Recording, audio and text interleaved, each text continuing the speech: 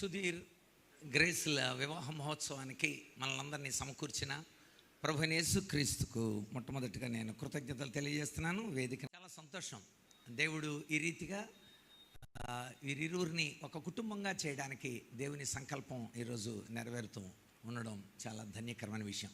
అదేమి చిత్రమోనండి, కృపావరంలో నుండి సుధీర్ వస్తే వరప్రసాదంగా గ్రేస్ రావడం అనేది, అది కూడా అన్నీ మళ్ళీ పెళ్లి చేసేది కూడా కృపావరం గారే. అంతా వరంతోనే కృపతోనే ఆధారపడి ఉందని అనిపించింది నాకు. చాలా సంతోషదాయకమైన విషయం అది.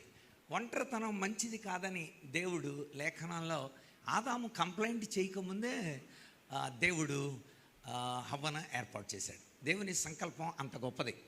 వివాహం అన్ని విషయంలో ఘనమైనది అని తెలుగు బైబిల్లో ఉంది, కానీ గ్రీక్ బైబిల్లో నుండి మనం చూస్తే వివాహము ఘనమైనదిగా ఎంచబడినది అని ఉంది అసలైన తర్జుమాలో. అంటే అర్థం, ఒక ఘనమైన విషయాలన్నీ వరుసగా రాస్తే అత్యున్నతమైనది వివాహం అన్నమాట.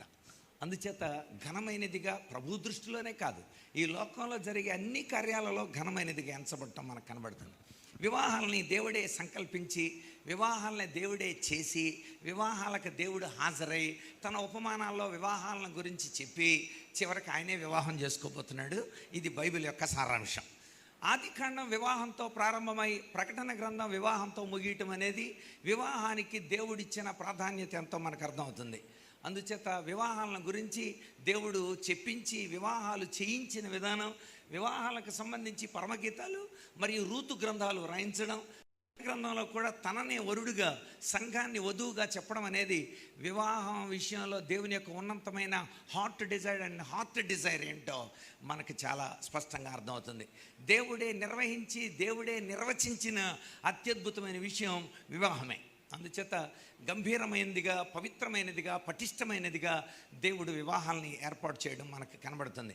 వివాహం అనేది ఒక శాశ్వతమైన భాగస్వామ్యం. ఇది అంచేత సహజంగా భాగస్వామ్యాలు ఒక పీరియడ్ వరకు ఉంటుంది, కానీ శాశ్వతమైన భాగస్వామ్యం ఏంటంటే వివాహమే. ఒక లైంగికతను క్రమపరచడానికి కోసం, అంతేకాకుండా సంతానం సాంప్రదాయాల పరంగా వివాహాలని దేవుడు ఏర్పాటు చేశాడు.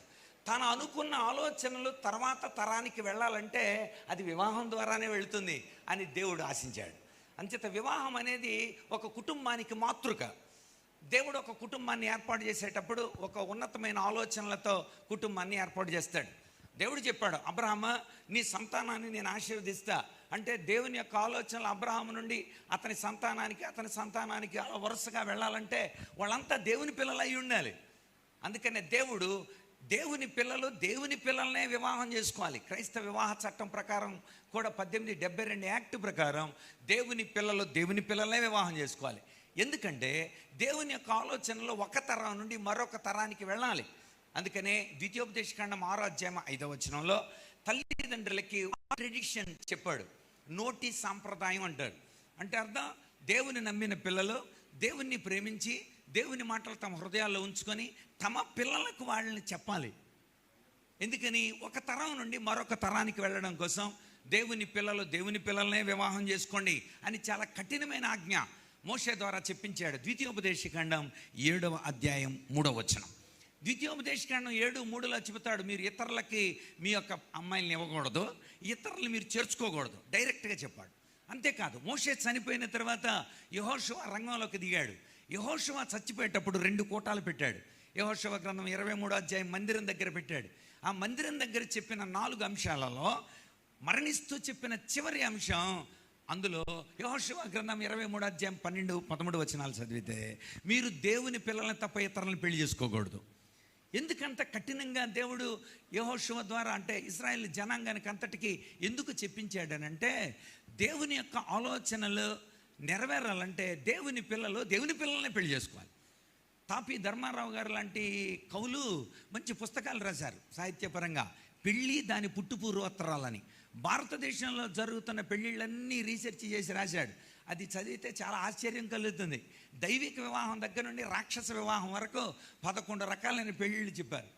వివాహాలు ఎంత అత్యున్నతమైందో, ఎంత ప్రాధాన్యత చెందిందో, ఎంత పరిశుద్ధమైందో బైబిల్ చాలా స్పష్టంగా చెప్పింది.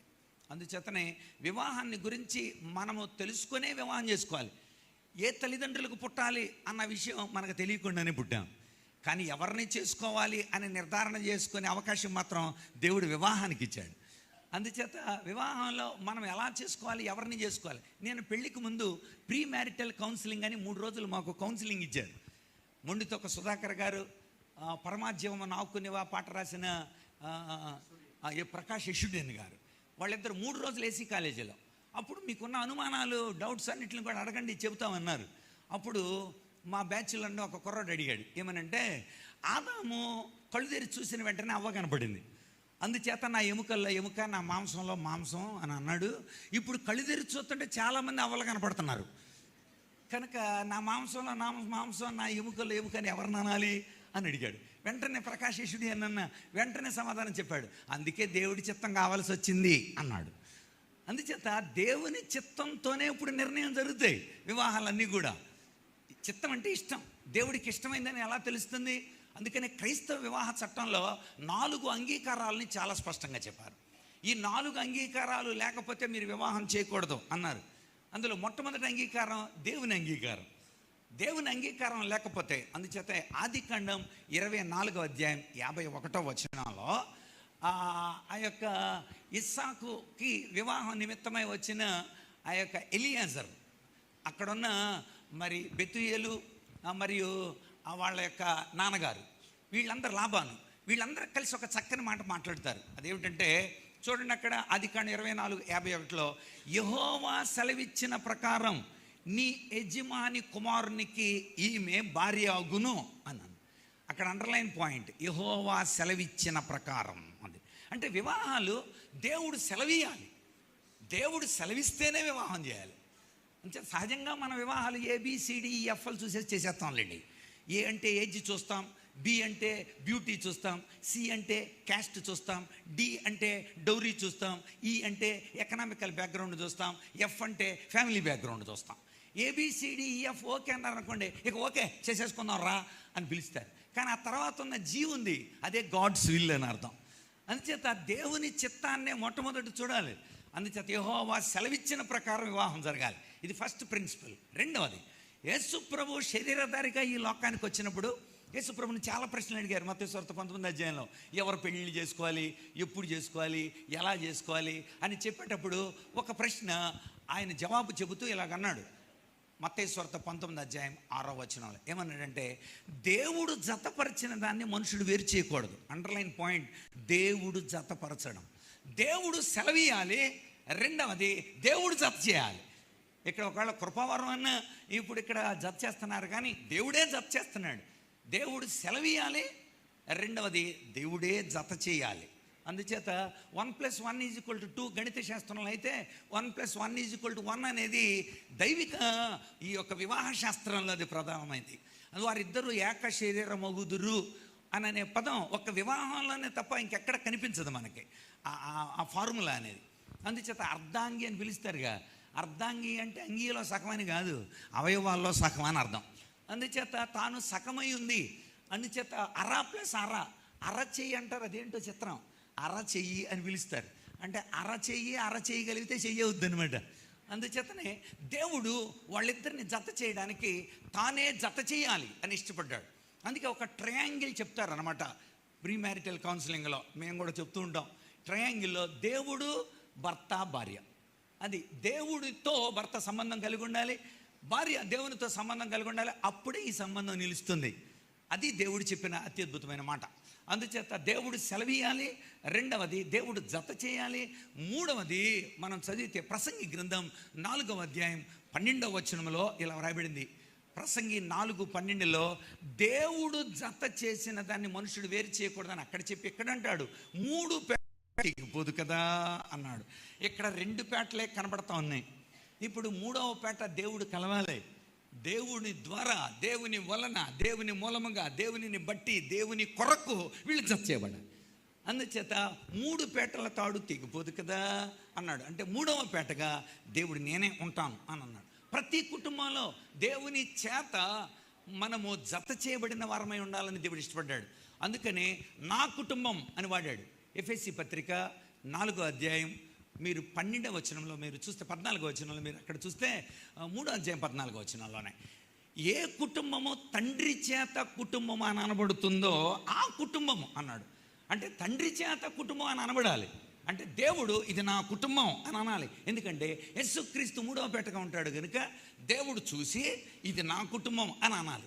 ఎంత చక్కగా రాశాడు అక్కడ అపోస్తలుడైన పౌలు కుటుంబాన్ని గురించి, సంఘాన్ని కూడా కుటుంబంగా చేసి అంత చక్కగా మాట్లాడాడు. అందుచేత వివాహాలు దేవుడు చేయాలి, దేవుడు సంకల్పించాలి, దేవుడే మూడవ పేటగా ఉండాలి. వివాహాలను నిషేధించకండే అని చెప్పాడు అక్కడ. తిమోతి పత్రిక 4:3 చాలామంది వివాహాలు వద్దని అంటున్నారు, వివాహాలను నిషేధించే వాళ్ళు అబద్ధ బోధకులై ఉంటారు అని ఖచ్చితంగా చెప్పాడు. కనుక తిమోతి 4:3 ప్రకారం వివాహాన్ని నిషేధించొద్దని చెప్పాడు. కొరింథీయులకు రాస్తూ ప్రతి పురుషునికి సొంత భార్య ఉండాలి, ప్రతి స్త్రీకి సొంత భర్త ఉండాలి. సొంత అనే పదం ఎందుకు వాడాడు అంటే పెళ్ళి ద్వారా ఓనర్షిప్ వస్తుందన్నమాట. ఓనర్షిప్, నా భర్త, నా ఇల్లు, నా భార్య, నా కుటుంబం, నా అనే ఓనర్షిప్ వివాహం ద్వారానే వస్తుంది, లేకపోతే రాదు. అందుకనే దేవుడు అక్కడ కొరింథీయులకు రాస్తూ 7వ అధ్యాయం 1-2 అదంతా కూడా కొరింథీ 7వ అధ్యాయం అంతా వివాహానికి సంబంధించే. ఎవరెవరు చేసుకోవాలి, ఎప్పుడెప్పుడు చేసుకోవాలి, ఒకవేళ వివాహం చేసుకోకపోతే ఎలాంటి జాగ్రత్తలు తీసుకోవాలి, ఇవన్నీ కూడా తమను తమ సమర్పించుకున్నాడు. యేసు ప్రభు కూడా చెప్పాడు వివాహాలు 3 చేసుకోవద్దు అని కూడా చెప్పాడు ఆయన. ఒకటి, పుట్టుకతో నపుంసకులైన వాళ్ళు వివాహాలు అవసరం లేదన్నాడు. రెండవది, తమ్మును తామే సమర్పించుకున్నవాడు, తమ్మును తామే దేవునికి నాజీరు చేయబడిన వాళ్ళు వివాహం అవసరం లేదు అన్నాడు. మూడవది, నపుంసకులుగా చేయబడిన వాళ్ళకు కూడా వివాహాలు అవసరం లేదు అన్నాడు. దేవుడు ఆ 3 విషయాలు కూడా చెప్పాడు. ఎవరు చేసుకోవాలి, ఎందుకు చేసుకోవాలి, ఎలా చేసుకోవాలి, ఒక క్రమబద్ధమైన విశదీకరణ బైబిల్లో చాలా మనకి స్పష్టంగా కనబడుతుంది. అంటే క్రీస్తు తన వరునిగా సంఘాన్ని వధువుగా పోల్చి చెప్పడంలో భార్యాభర్తల మధ్య ఉండే అత్యున్నతమైన సహసంబంధాన్ని దేవుడు చెప్పాలని అనుకున్నాడు. అసలు నేను మానసిక శాస్త్రం చదివాను. మానసిక శాస్త్రం ప్రకారం కూడా మేము కూడా అసలు ఆలోచిస్తే 2 శాస్త్రవేత్తలు పెళ్లి చేసుకుంటే మంచిదా, పెళ్లి చేసుకోకుండా ఉంటే మంచిదా అని Harry Benson and Bridget Meher అనబడిన 2 శాస్త్రవేత్తలు చేశారు. 500 మంది పెళ్లి కాని వాళ్ళలో 200 జంటలు పెళ్ళైన వాళ్ళని రీసెర్చ్ చేశారు. చేసి అసలు పెళ్ళైన వాళ్ళు బాగున్నారా, పెళ్ళి కాకుండా ఉన్న వాళ్ళు బాగున్నారా అని చూస్తే శారీరకంగా, మానసికంగా పెళ్ళైన వాళ్ళలోనే చాలా అద్భుతమైన ఉన్నత మార్పు ఉందని, ఎక్కువ కాలం జీవించిన వాళ్ళలో వివాహం అయిన వాళ్ళలే ఉన్నారని, విస్తరణ వర్ధిల్లడం అనేది వివాహం అయిన వాళ్ళలోనే కనిపించిందని, దీర్ఘకాల వ్యాధులు లేని వారుగా పెళ్ళైన వాళ్ళే ఉన్నారని, లైంగిక సంతృప్తిని పెళ్ళైన వాళ్ళే అత్యున్నతంగా అనుభవిస్తున్నారని, న్యాయపరమైన విషయాలలో, భక్తి పరమైన అనేక విషయాల్లో అత్యున్నతంగా ఎదిగింది పెళ్ళైన వాళ్ళని రీసెర్చ్ చేయాలి. అంటే అర్థం ఏంటి, మానసిక శాస్త్రం కూడా చాలా స్పష్టంగా చెప్పింది వివాహం యొక్క విశేషాలు. అంటే నాగరికతకు మూలం వివాహమే, ఈ యొక్క కుటుంబమే. కుటుంబము సంఘంగా మారుతుంది, సంఘం నాగరికతను ఏర్పాటు చేస్తుంది. ఒక నాగరికత రావాలంటే సంఘం ఉండాలి, సంఘం ఉండాలంటే కుటుంబాలు ఉండాలి, కుటుంబాలు ఉండాలంటే వివాహాలు చాలా దానికి ప్రాముఖ్యమైన విషయాలుగా మనం చూస్తాం. నేను సహజంగా కొన్ని కొటేషన్లు చెబుతూ ఉంటాం పిల్లలకి. జీవితానికి ఒక ఆశ, ప్రేమించే ఒక హృదయం, చేసుకోవడానికి ఒక పని ఉంటే సరిపోద్దండి జీవితానికి. జీవితానికి ఒక ఆశ, చేసుకోవడానికి ఒక పని, ప్రేమించే ఒక హృదయం చాలంట ఈ జీవితం మొత్తానికి. నేనంటాను ఆ ఆశ కల్పించాలన్నా దేవుడు కావాలి, ఆ ప్రేమ కావాలన్నా దేవుడు కావాలి, ఆ పని ఇవ్వాలన్నా దేవుడు కావాలి, ఆ మూడింటికి దేవుడు కావాలి. అందుచేతనే దేవుడు తానే సంకల్పించి వివాహాలు చేయడానికి కోసం తాను ఇష్టపడ్డాడు. అందుచేతనే లేఖనంలో నుండి కుటుంబ సంబంధించిన విషయాలు, వీళ్ళిద్దరికి సంబంధించిన విషయాలు పేతురు ఏమి రాశాడో ఒక మాట చూద్దాం. పేతురుకి పెళ్ళయింది. పేతురు తన చక్కగా కుటుంబంతో ఉన్నాడు. పేతురు కుటుంబ విషయాలలో ఏ లోటు లేకుండా, పేతురు భార్య బబులోన్లో, పేతురు చనిపోయే టైంలో అసలు బబులోన్లో అద్భుతమైన సేవ చేసింది పేతురు భార్య. పేతురు కూడా తన పత్రికలో చివరి అధ్యాయంలో మీ సహోదరి మీకు వందనాలు చెబుతుంది అని అందరూ తన భార్య గురించే మన మూల ప్రతిలో చదివితే, పేతురు భార్య యొక్క తల్లి అంటే పేతురు అత్తకు జ్వరం వస్తే దీనికి ఇలాగ రావాలా అని అనుకోలే. వెంటనే యేసు ప్రభుని అన్నాడు, ప్రభువా నా అత్తకు జ్వరం వచ్చింది అని యేసు ప్రభుని ఇంటికి తీసుకెళ్ళి పేతురు అత్త మరి జ్వరాన్ని తీసివేయడానికి కోసం యేసు ప్రభుని తన ఇంటికి తీసుకెళ్ళాడు. ఎంత కుటుంబపరమైన బాధ్యతలు తాను కలిగి ఉన్నాడో ఆ పేతురే అద్భుతమైన ఈ పత్రికలో ఆ భార్యాభర్తలకు ఉండవలసిన లక్షణాలు. పేతురు మొదటి పత్రిక సంబంధాలు తెలియజేస్తుంది. పత్రిక అంతా దేవునితో మన సంబంధం ఎలాగా, రెండవది మనుషులతో మన సంబంధం ఎలాగా, మూడవది శ్రమలతో మన సంబంధం ఎలాగా. ఈ మనుషులతో సంబంధం అన్న విషయాన్ని చెప్పడానికి కోసం 3 ఏరియాలు తీసుకున్నాడు. ఒకటి, మన వీధిలో వాళ్ళతో మనం ఎలా ఉండాలి. 2, మన కుటుంబంతో ఎలా ఉండాలి. 3, మనం పనిచేసే చోట ఎలా ఉండాలి. ఈ సంబంధాలని చాలా చక్కగా చెప్పాడు పేతురు తన మొదటి పత్రికలో. కుటుంబపరమైన సంబంధాలు చెప్పేటప్పుడు పేతురు 3 జాగ్రత్తలు చెప్పాడు వీళ్ళిద్దరికీ. సుధీరుడు, ధీరుడు అనే పదంలోనే మనకు అర్థమవుతుంది. ఎంత సుధీరుడైనా కృప లేకపోతే నడవటం సాధ్యం కాదు. అందుచేతనే ఖచ్చితంగా దేవుడు ఈ ధీరుడికి కృపని కలిపాడు. గ్రేస్ అంటే కృపే కదండి. కనుక విజ్ఞత కలిగిన ప్రజ్ఞావంతురాలైన తన భార్యని ఇవ్వడంలో దేవుని ఉద్దేశం ఏంటో చూద్దాం మనం. ఓకే, పేతురు మొదటి పత్రిక 3వ అధ్యాయంలో ఇక్కడ 6 వచనాలు స్త్రీలకు చెప్పాడు, ఒకే వచనంతో పురుషులకు చెప్పాడు. అదేంటో ఆర్టీసీ వాళ్ళకిలాగా స్త్రీలకు కేటాయించిన ప్రత్యేకం అన్నట్టు సీట్లు ఇక్కడ స్త్రీలకే ప్రధానమైన ప్రాధాన్యత ఇచ్చాడండి. అదేమి చిత్రమో పేతురు కూడా ఇక్కడేమన్నాడు చూడండి. నీకు 3 విషయాలు ఇందులో చెప్తాను. మొట్టమొదటిది, స్త్రీలారా మీరు స్వపురుషులకు లోబడి ఉండండి. అందువలన వారిలో ఎవరైనా వాక్యానికి అవిధేయులైతే వారు భయముతో కూడిన మీ పవిత్ర ప్రవర్తన చూచి వాక్యం లేకుండానే తమ భార్యల నడవడి వలన రాబట్టబడవచ్చును. భయముతో కూడిన ప్రవర్తన, ఇది మొట్టమొదటిది. ఎలా వస్తుంది? 1 వాక్యం ద్వారా, 2 విధేయత ద్వారా. సహజంగా అన్ని పెళ్ళిళ్ళు ఏం చెబుతారంటే పురుషులు ప్రేమించాలి, స్త్రీలు విధేయత కలిగి ఉండాలని చెబుతారు. కానీ మనము మూలప్రతులు చదివితే అది ఇలా ఉంది. అదేమిటంటే పురుషుడు విధేయత చూపించే అంతగా ప్రేమించాలి, స్త్రీ ప్రేమించే అంతగా విధేయత చూపించాలి. అది మ్యూచువల్ అండర్స్టాండింగ్, అది భాగస్వామ్య ఫలం. అది మళ్ళీ గుర్తు చేస్తున్నా, పురుషుడు ప్రేమించడం కాదు, విధేయత చూపించే అంతగా ప్రేమించాలి. స్త్రీ విధేయత చూపించడం కాదు, ప్రేమించే అంతగా విధేయత చూపించాలి. అది మ్యూచువల్. ఒకరి మీద ఒకరు నువ్వు ప్రేమించట్లా అనకూడదు, విధేయత చూపించే అంతగా ప్రేమించాలి.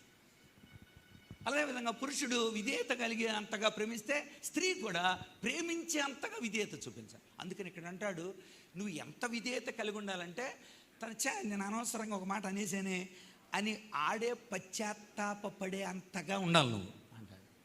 అంటే మన ప్రవర్తన ఇక్కడ రాయబడింది, భయముతో కూడిన మీ ప్రవర్తన అని రాయబడింది.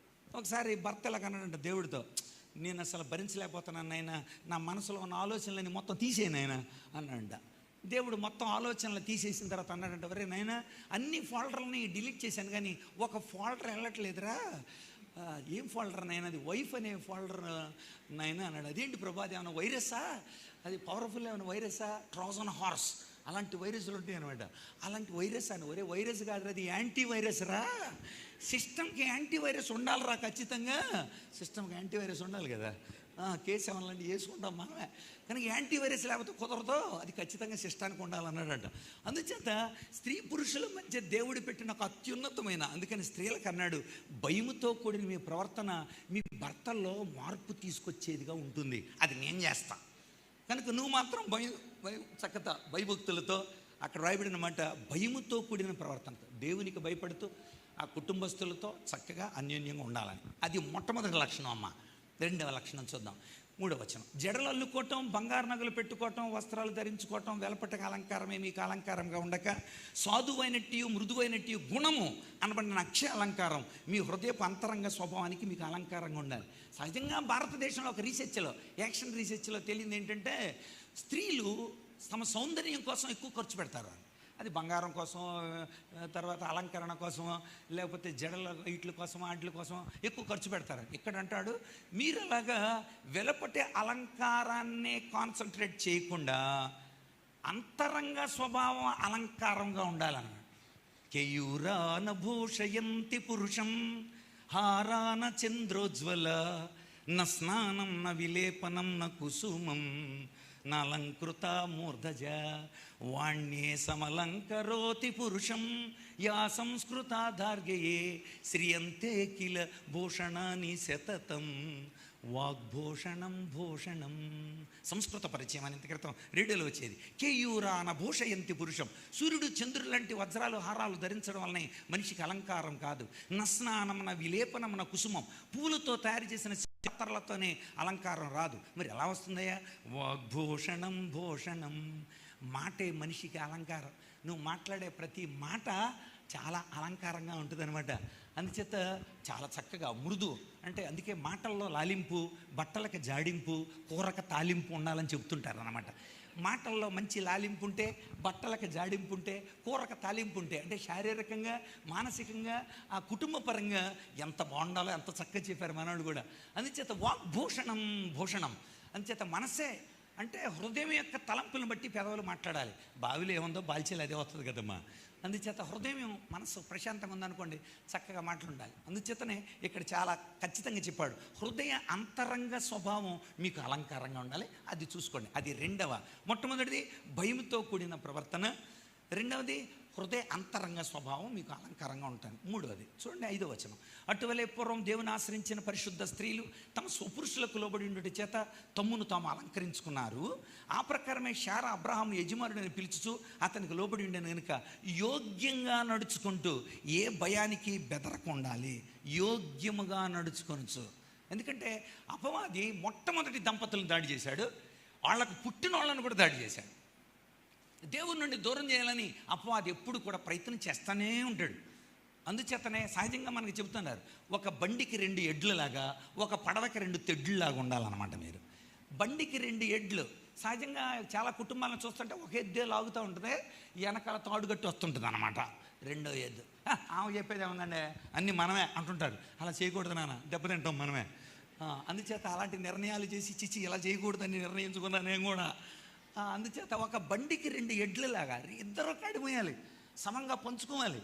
అందుచేత చాలాసార్లు మనం చేసే నిర్ణయాలు. రెండోది, ఒక పడవకి 2 తెడ్లులాగా, 2 తెడ్లు ఒకేసారి వేస్తేనే పడవ ముందుకెళ్తుంది.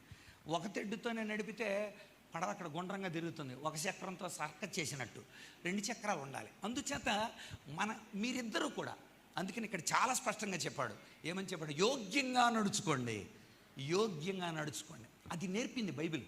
సామెతలు 31వ అధ్యాయంలో ఒక స్త్రీ ఎంత యోగ్యంగా ఉండాలనేది మీకు బాగా తెలిసి ఉంటుంది. ఎందుకంటే స్త్రీలలో నువ్వు చక్క వాడబడుతున్నావు తల్లి. అందుచేత అంటే మేము ఒక అన్నయ్యగా మీకు ఇచ్చే మంచి సలహాలు. కనుక యోగ్యంగా ఎవరితో ఎలా మాట్లాడాలి, ఎందుకోసం అంటే అపవాది దాడి లేకుండా. ఇప్పుడు ఒక పంట చెడిపోయింది అనుకోండి, 1 సంవత్సరం నష్టం. వంట చెడిపోయింది అనుకో, 1 పూట నష్టం. జంట చెడిపోతే బతుకంత నష్టం. కనుక వంట 1 పూటలో మార్చుకోవచ్చా, ఇంకో కూర వండుకోవచ్చు. అదే పంట ఇంకో పంట వేసుకోవచ్చు, లేదా వచ్చే సంవత్సరం అనుకోవచ్చు. జంట అలా కుదరదు. పంట కంటే వంట కంటే జంట చాలా ప్రాముఖ్యం. అందుచేత దాన్ని కాపాడుకోవటానికి దేవుడు యోగ్యంగా నడుచుకోండి అని బైబిల్లో చాలా అమూల్యమైన సత్యాల్ని రాయించాడు. ఈ 3 విషయాలు నీకు సంబంధించినవి. భయంతో కూడిన ప్రవర్తన, 2 హృదయపు అంతరంగ స్వభావం అలంకారంగా ఉండడం, 3వది యోగ్యంగా మీరు నడుచుకోండి. యోగ్యంగా నడుచుకోవచ్చు. చాలామంది చాలా పుస్తకాల్లో ఈ భార్యాభర్తల గురించి చాలా చాలా బాగా రాస్తారు. భర్త భార్య ఫోటోని పర్సులో పైనే పెట్టుకున్నాడంట. ఒక రోజున పర్స్ తీస్తే, అదేంటండి పైన అంటించేశారంటే మీ పర్సులో నా ఫోటో అని అడిగిందంట. అడిగితే ఏం లేదులే, చాలా విషయాలలో నువ్వు నాకు గుర్తొస్తావే అన్నాడంట. ఎలాగండి, మా బాస్ 30 ఫైల్స్ వేసేస్తాడు, బాబోయ్ వీటిని ఎలా చేయాలి ఈరోజు అని అనుకుంటాను. వెంటనే పర్స్ తీస్తాను, నీ ఫోటో చూస్తాను, దీని ముందు అది ఎంత అనుకుంటాను. అంటే వెంటనే కార్యక్రమంలో ఉపక్రమించేస్తాను నేను అని అన్నాడంట. యోగ్యంగా నడుచుకోండి. అందుచేత చాలా స్పష్టంగా దేవుడు చెప్తాడు. మరి సుధీర్కి దేవుడు ఏం చెప్పాడో ఇక్కడ మనం చూద్దాం. చూడండి, ఇక్కడ 1 వచనంలోనే 3 విషయాలు చెప్పాడు. చూద్దాం 7వ వచనం, అటువలనే పురుషులారా జీవం అనే కృపావరంలో మీ భార్యలు మీతో పాలిభాగస్తులు అని తెలుసుకోండి. ఇంటి కుందేలే కాదు, జీవం అనే కృపావరంలో మీరు మీతో పాలిభాగస్తులు అన్నాడు. అందుకనే మలాకీలో రాస్తాడు ఖచ్చితంగా, ఆమె ఎవరు అనుకున్నావు, నీ పెళ్ళి భార్య. అంతేకాదు, ఆమె ఎవరు అనుకున్నావు, నీ సహచరి, నీ ఎముకలలో ఒక ఎముక, నీ మాంసం. కనుక నీతో పాటు హెల్ప్ మేట్. అసలు మీకు ఇంకో విషయం చెప్పాలి, జాన్ మిల్టన్ తన రచనలో రాస్తాడు చాలా స్పష్టంగా. అదేంటంటే, మ్యాన్లో నుండి దేవుడు గర్భం ఉన్న మ్యాన్ని తయారు చేశాడంట. మ్యాన్ టు ఊంబ్ మ్యాన్, మనిషిలో నుండి గర్భం ఉన్న మనిషిని తయారు చేశాడు. అందుకనే ఉమెన్ అనే పదం ఎలా వచ్చింది అనుకుంటున్నా, womb man, it's called o man. Woman అని పలికేటప్పుడు ఫొనెటిక్లో కూడా ఓ మ్యాన్ అనాలి, ఊంబ్ మ్యాన్ అని అర్థం. గర్భము ఉన్న ఒక మనిషిని మనిషిలో నుండి తీశాడు. అందుచేత మ్యాన్ నుండి గర్భం ఉన్న మనిషిని తీశాడు. అంటే ఆడాములో నుండి ఈవు తయారైంది. ఈవు అనే మాటకు అర్థం సంతోషం అని అర్థం. ఈవు క్రిస్మస్ అంటుంటాం. ఈవు అంటేనే సంతోషం. అంటే ఆదాము సంతోషం పరిపూర్ణం చేయడానికి దేవుడు ఈవుని తయారు చేశాడు. ఉదాహరణకి మీరు కూడా సంతోషం కావాలనుకుంటే మీరు ఇలా చక్కెరకెళ్ళి పెట్టుకుంటూ వస్తుందండి. గంట సేపు పెట్టుకోండి. మీరు మీ ఇంటికి వెళ్ళిన తర్వాత గంట సేపు ఎలా అనుకోండి, రాదు. అదే పక్కపడ ఊరుకోండి బ్రదర్, పక్కపళ్ళు ఇలా అంటే చాలా అనకుండానే ఊరుకోండి బ్రదర్ అంటమ్మా. అదేనమాట ఒకరి ద్వారా ఒకరికి వచ్చే ఈ. అందుకని చాలా చక్కగా చెప్పాడు, జీవం అనే కృపావరంలో మీరిద్దరు పాలిభాగస్తులు అని ఎరుగుండాలి. నెక్స్ట్ రెండవది, స్త్రీ మిక్కిలి బలహీనమ ఘటమని ఎరిగి భార్యను సన్మానించి అనుంది. భార్యను సన్మానించాలి. భార్యను సన్మానించడం మానసిక శాస్త్రంలో ఒకసారి ఒక చిన్న రీసెర్చ్లో భార్య ఎక్కువగా బాధపడే విషయాలు ఏంటి అనేది రాయించారు. అందులో ఎక్కువగా అందరి చేత చెప్పబడిన విషయం ఏంటంటే, అందరు రాశారు అనమాట. అందులో ఏంటంటే, ఇతరుల ముందు భార్యని కించంగా మాట్లాడేవాడు. అది భార్య బాధపడే విషయాల్లో మొట్టమొదటిది. అందుకని తెలుగులో ఆ సామెత వచ్చింది, భర్త కొట్టినందుకు లేదంట, తోటికోళ్ళు నవ్వినందుకు వచ్చిందంట. నిజమే కదా.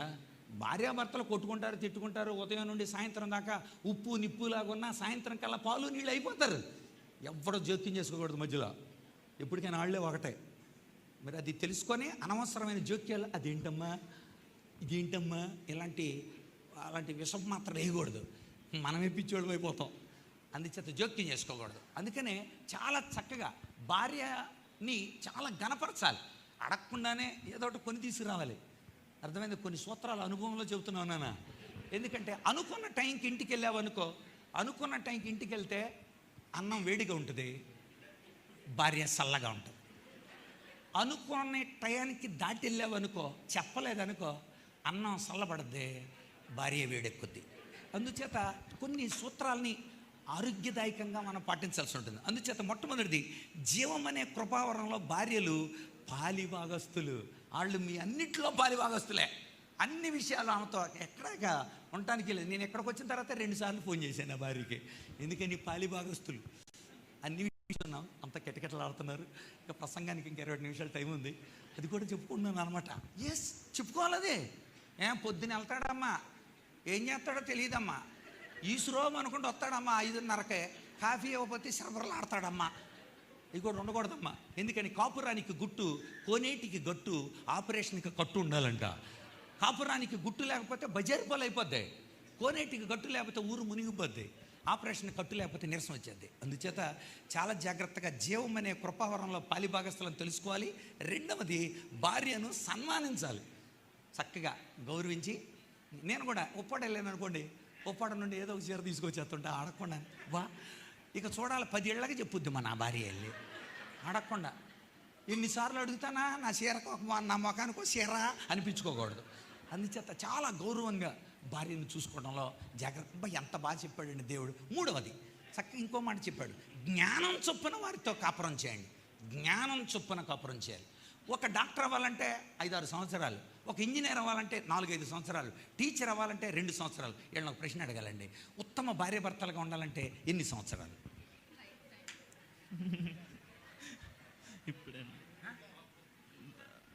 హై వోల్టేజ్లో బల్బులు మాడిపోతాయండి.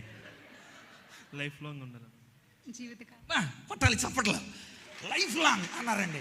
ఎస్, ఉత్తమ భార్యాభర్తలు ఉండాలి జీవితాంతం. నేను సైకాలజిస్ట్ అయినా నా భార్య మనసు ఎప్పటికీ పూర్తిగా తెలియదు. తెలుసు అన్నాడంటే ఆడు అబద్ధికుడే. ఎప్పటికీ తెలియదు. చర్యలను బట్టి అర్థం చేసుకున్నట్టుగా అలా ఉండటమే. మరి ఇది అని ఏం చెబుతాడో తెలియదు. సో అందుచేత తెలుసుకునేంతవరకు ఓహో వెరీ గుడ్ వెరీ గుడ్ అని అనుకుని, వెరీ గుడ్, చర్యలను బట్టి, ఆలోచనలను బట్టి, సహకారాన్ని బట్టి, ఉద్దేశాలను బట్టి, క్రియాత్మకంగా, గుణాత్మకంగా, లక్ష్యాత్మకంగా, కార్యాత్మకంగా వాళ్ళని అర్థం చేసుకోవడానికి ప్రయత్నం చేయటమే తప్ప జీవితకాలంలో ఎవడో తన భర్తను కానీ తన భార్యను కానీ పూర్తిగా 100% అర్థం చేసుకునే అవకాశాలు ఉండవు అనమాట. అందుచేత ఎవడో అడిగాడు భర్తనే, ఏంటి నువ్వు ఇంట్లో అంట్లు తోముతావంట అని అడిగాడు. అని చెప్పాడు, మరి నాకు వంటకు సహాయపడుతున్నప్పుడు నేను ఆ పని చేయొద్దా అన్నాడు ఆడు. సహకారంలో తప్పే ఉందండి. కనుక ఆ ఇంట్లో సహకారంగా ఉండొచ్చు అన్నమాట. అన్నమాట ఏంటి? ఉన్నమాట అవునన్నమాట. అంచేత మూడవది, జ్ఞానం చొప్పున మీరు కాపురం చేయండి అన్నాడు. ఎంత అద్భుతంగా చెప్పాడండి దేవుడు పేతురు ద్వారా. పేతురు అద్భుతమైన జంట, పేతురు భార్య. పేతురు విశ్వాసి అయిన భార్యని పెళ్లి చేసుకున్నట్టుందా బైబిల్లో? ఉంది. పౌలు కొరింథీయులకు రాస్తూ చెప్పాడు 9:5 యేసు ప్రభు తమ్ముళ్ళు అంటే యాకోబు యోధాలు, అపోస్తలులు, ఎస్పెషల్లీ కేఫా విశ్వాసురైన భార్యల్ని కలిగి ఉన్నారు. వారు తమ భార్యల్ని మాతో పాటు ఎంటబెట్టుకొని వెళ్ళడానికి వీల్లేదా అని అన్నాడు 9:5. విశ్వాసురాలైన భార్యలను కలిగి ఉన్నారు. అందుకే దేవుని యొక్క సంకల్పం ఈనాడు నెరవేరుతూ ఉంది. అంచేత మీరు అండర్స్టాండింగే. వివాహం అంటే అవగాహన అంతే. దేవుని లేఖనాల పరంగా ఒకరినొకరు అర్థం చేసుకోవటాన్ని మించిన. అందుకని మనకి యోహాను సువార్త 2 చదివారు. అందులో దేవుడు ఆయన చెప్పినట్టు చేయండి అని అంద మరియమ్మ. Word of God. వివాహాల్లో ఉండవలసింది మొట్టమొదటిది వర్డ్ ఆఫ్ గాడ్, దేవుని లేఖనం. ఈ రోజు వరకు కూడా నేను నా భార్య ఉదయం లేచి కూడా ఇద్దరం కలిసి ప్రార్థన చేశాం. రాత్రి ఇద్దరం కలిసి ప్రార్థన చేసుకున్నాం. ఇద్దరం కలిసి బైబిల్ ఎక్కువగా ధ్యానం చేస్తూ ఉంటాం. Yes, word of God. రెండవది, అక్కడ మనం చూస్తే యేసు ప్రభు నీళ్లను ద్రాక్షారసంగా మార్చాడు. Power of God. వివాహాల్లో ఉండవలసింది దేవుని యొక్క మాట, రెండవది దేవుని యొక్క శక్తి. అక్కడ అర్థమైంది, శిష్యులకు అర్థమైంది, విందు ప్రధానికి అర్థమైంది, పరిచారకులకు అర్థమైంది, అందరికి అర్థమైంది పవర్ అంటే ఏంటో. ఇద్దరు జతపరచబడినప్పుడు, వాళ్ళిద్దరి మధ్యలో దేవుడు ఉన్నప్పుడు వర్డ్ ఆఫ్ గాడ్, రెండవది పవర్ ఆఫ్ గాడ్. మూడవది 11వ ఉంటుంది, అక్కడ ఉన్న వాళ్ళందరూ దేవుణ్ణి మహిమపరిచారు. Glory of God. దేవునికి మహిమ కలగాలి. అంచేత మీ కుటుంబం ద్వారా అక్కడ రాయబడింది, అక్కడ ఒక పండగ నిమిత్తం శుద్ధి చేయబడిన యూదుల శుద్ధీకరణ ఆచారం ప్రకారం ఉన్న 6 రాతి బాణలను ఉంటుంది. శుద్ధి చేయబడిన ఆ పాత్రలు ఆ వివాహంలో వాడబడ్డాయి. మీరు కూడా శుద్ధి చేయబడి, రక్షింపబడి, బాప్తిసం పొంది, సంఘ సహవాసం నుండి, పరిచర్యలో ఉండి, మీరు కూడా అద్భుతంగా క్రీస్తు యొక్క మాట, క్రీస్తు యొక్క శక్తి, క్రీస్తు యొక్క మహిమ మీ కుటుంబాల్లో ఉండాలని కోరుతున్నాను. అవగాహన చాలా ప్రాముఖ్యం. 3 ప్రధానమైన సూత్రాలు సైకలాజికల్గా ఒక అన్నయ్యగా మీకు చెప్పేది ఏంటంటే, షేర్, కేర్ అండ్ బేర్. విషయాలన్నీ షేర్ చేసుకోండి. కేర్, ఒకరి జాగ్రత్తలు ఒకరు. నీ జాగ్రత్త నువ్వు కాదు అసలు. ఈ రోజు నుండి నువ్వు కాదు, ఆమె కాదు, నువ్వు అనమాట. అందుచేత షేర్, రెండవది కేర్, మూడవది బేర్, భరించాలి. సంఘటన చెప్పి నేను ముగిస్తాను. కాకినాడ మీటింగ్స్ స్టీవెన్ అన్న ఏర్పాటు చేశాడు. నేను వెళ్ళాలి. పొద్దున్న నేను నా కుటుంబం అంతా వెళ్ళాలి. అంతా రెడీ, కారు డ్రైవర్. అది ఈ లోపల ఏదో మాట వచ్చి, బుద్ధి లేదు నాన్న, గడ్డి తిన్నా అనేసి నా భార్యని అనేసరికల్లా ఆమె హట్ అయిపోయింది. నన్ను బుద్ధి లేదంటారు, గడ్డి తిన్నా అంట, మతిపోయిందా నీకు అసలు, మానవత్వం ఉందా? తిట్టలేంగా మనం, ఇయేగా మనం తిట్టే తిట్లు. ఇక అది చాలా బాధ కలిపోయేసి ఇంకా కూర్చుంది లోపల. అరే రండి రా, టైం అయిపోయింది అన్నాను నేను. కారు వచ్చేసాడు, డ్రైవర్ వచ్చేసాడు. నేను రానని చెప్పు అంటున్నాడు అమ్మ. నేను కూడా రోజు రా అంటానికి ధైర్యం పోయింది. ఎందుకని తిట్టేశానుగా. బాండ్ కొంచెం వీక్ అయిందనమాట. అప్పుడు ఎలాగా నేను అక్కడికి వెళ్ళి బెడ్రూమ్ చేసి, త్వరగా రావాలి, టైం అయిపోతుంది అన్నా నేను. ఎంత క్రితం రోజీ రా వచ్చేసా అని తడికి మధ్యలో ఇలా రావాలి తొందర. నేను రానను. నేను మళ్ళీ మా కొడుకుని పిలిచారే, మీ అమ్మని రమ్మనరా. అమ్మ రమ్మన, రానని చెప్పరా. మధ్యలో మధ్యవరి తోకడం. ఎందుకని మధ్యలో గ్యాప్ పోయింది. ఇక టైం అయిపోతుంది, వెళ్ళిపోవాలి అక్కడికి. ఏం చేయాలి అసలు అక్కడ పైగా స్టీవెన్ అనే మంచి అంశం ఇచ్చాడు, విజయము. మరి ఇంట్లోనే గెలవకపోతే ఇంకా విజయం గురించి ఏమంటా? ఎంట గెలిచి రచ్చగెలాలి. కట్టుకున్న సతిని నట్టేటిలో ముంచి, కన్నవారి నోట దుమ్ముగొట్టి, సబలకెక్కువాడు చచ్చు దద్దమ్మరా, లలిత సుగుణజాల తెనుగుబాల. చాలా పద్యాలు నేర్పించే పిల్లలకి నేను. కట్టుకున్న సతిని నట్టేట్లో ముంచేసి, కన్నవాళ్ళ నోళ్ళలో దుమ్ము కొట్టేసి, సభలకు ఎక్కేస్తే ఆడు సొచ్చు దద్దమ్మరా. ఇప్పుడు ఎలాగా? పరిశుద్ధాత్మ లేదు చెప్పా, సారీ చెప్పా. నీ భార్యే కదా, బయట వాళ్ళకి కాదు కదా. నేనేం తప్పు చేసేదా అనవసరం. నీ భార్య, సారీ చెప్పు. దగ్గరికి వెళ్ళాను, సారీ చెప్పలేకపోతున్నా. అహంభావం ఉంటుంది మనకు కొద్దిగా, పురుషాధిక్యత కూడా ఉంటుంది అన్నమాట. ఒక మాట అంటానికి కూడా యోగ్యత లేదా నాకు అనిపిస్తున్నా మళ్ళీ మనసులో. సారీ చెప్పా ముందో అంటాడు పరిశుద్ధాత్ముడు. దగ్గర వరకు వెళ్తున్నాను కానీ రోజీ అన్న అన్న, ఇటు చూడు, అటు తిరిగింది. అటు తిరిగితే ఎలాగా మళ్ళీ అటు వెళ్ళా రోజీ అన్నా అని ఇటు తిరిగి ఇదిగో ఐఎమ్ వెరీ సారీ, నన్ను క్షమించు. కొంచెం పరుషంగా యథార్థం చెప్పుకోవాలండి. సమాజంలో కూడా నిజంగా చెప్పుకోవాలి మనం. ఒప్పేసుకున్నాను అంతే, sorry Rosie, I'm very sorry అన్న అంతే. ఏం చేసి ఉంటుందండి? క్షమాపణ చెప్పినందుకు వెంటనే భార్య ఏం చేద్దండి? లేచింది, చాలా సంతోషంతో ఒక నవ్వు నవ్వింది. ఏమందో తెలుసా? ప్రార్థన చేద్దామండి. Very good. ఇద్దరం ప్రార్థన చేసుకుని వెళ్ళాం. అప్పుడు ప్రసంగం ఏంటదే? విజయం. కుటుంబస్తులు ఇద్దరు కూడా షేర్, కేర్ అండ్ బేర్, భరించాలి కొన్ని విషయాలు. అందుచేత మీరు అలా ఉండి ఆదర్శవంతమైన కుటుంబంగా వాక్యంతో ప్రార్థనతో చెప్పాను నేను. మీ కుటుంబంలో ఉండి దేవుని వాక్కు, దేవుని శక్తి, దేవుని మహిమ కనబడాలని, అలా కనబడి దేవుని కొరకు బ్రతకడానికి పరిశుద్ధాత్మను మీ ఇద్దరిని జతపరచునుగాక. చిన్న ప్రార్థన. ప్రేమ కలిగిన తండ్రి, నీ నామను బట్టి వందనాలు. సుధీర్ గ్రేస్లను మీరు ఒకటిగా చేయబోతున్నారు. నీ ఉన్నతమైన అనాది సంకల్పం ఈ బిడ్డల ఎడల నెరవేర్చబోతున్నారు. వందనాలు ప్రభువా. మీరే బిడ్డల్ని జతపరచండి నీ ఉన్నతమైన ఆలోచనల ద్వారా. మీ శక్తి ప్రభువా, నీ మాట వాళ్ళలో ఉంచి నీ మహిమను వారి ద్వారా లోకానికి కనపరచండి. ఆదర్శ దంపతులుగా నీ కొరకు సాక్షులుగా రోషము కలిగిన యెహోషువ కుటుంబం వలె ప్రభువా బిడ్డలను నిలిపి బలపరచమని యేసయ్య నామమున వేడి ప్రార్థిస్తున్నాము తండ్రి. ఆమేన్. Thank you. నాకు ఈ అవకాశం కలిగించిన ఇరు కుటుంబస్తులకు ధన్యవాదాలు. థ్యాంక్ యూ వెరీ మచ్ అన్న. వందనాలు.